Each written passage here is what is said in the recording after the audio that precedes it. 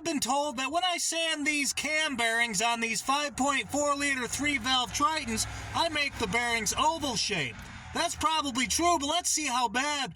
Right now I got 1 inch 127 thousandths of an inch. Going sideways, I got 1 inch 129 thousandths of an inch.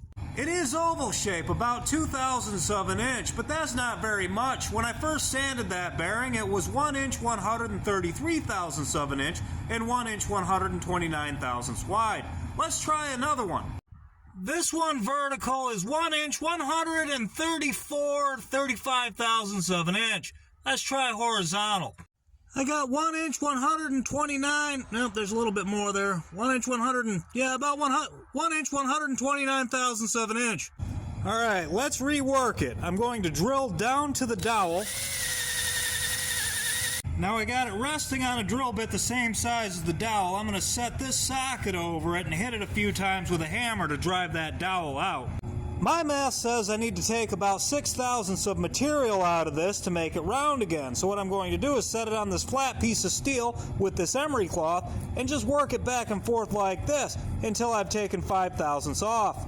The height where it bolts is 790 thousandths of an inch, so I'm going to take that down to 785. Nice and slow, a little at a time. It's not a race. Keep it flat, be gentle, and just work it back and forth.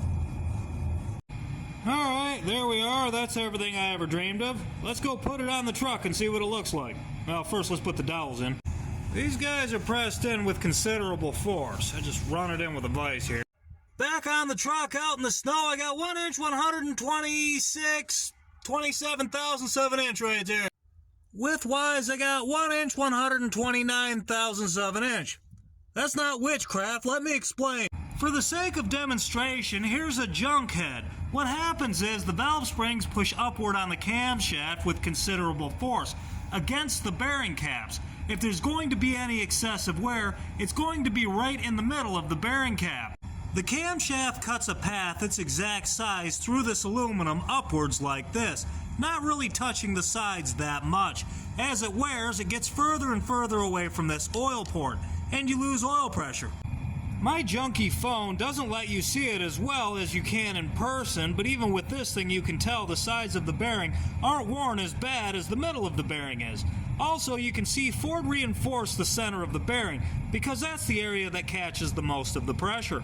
So yes, whether you follow the bearing pillars on the head or the bearing caps themselves, you do make them oval shaped, but nowhere near as oval shape as they already were. And remember, before you do this, always clean the bearing surfaces themselves with some Scotch-Brite. The goal is not to remove the scratches, just the material displaced by the scratches, so it doesn't ball up and keep scoring it up more. Remember, no respectable garage is going to do this for you. This is a hack. The reason I'm showing you is because most of these things are too old and not worth fixing. The correct repair would most likely be replacing the cylinder head or the engine. I don't feel like writing a disclaimer long enough to tell you everything that's wrong with what I just did. I also don't have enough time in this video to show you every place inside of a 3-valve Triton where you might have an internal leak, or tell you everything that could possibly go wrong with this engine.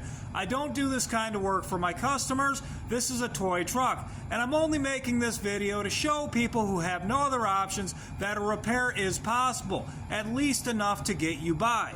This video doesn't tell you everything that you need to know. I have videos that do, but if this is the only one you see and you feel like going off half-cocked, the most important thing is that you do not make the bearings too small for the cam journal. Don't make them the same size. You want the bearings to be about 3 thousandths bigger than the respected cam journal. According to the book, Ford made the cam bearing tolerance at 1.5 thousandths of an inch, plus or minus half a thousandths. This is the book. They want you to use a green plasti gauge. I've seen these things run without any problems at 8 thousandths out of spec, so there's no harm in stopping at 3. If you intend to get closer, make sure you have the correct measuring and cutting equipment to do so. If you do not, I do not suggest you get any closer than 3 thousandths of an inch. I hope this video helps clear some things up.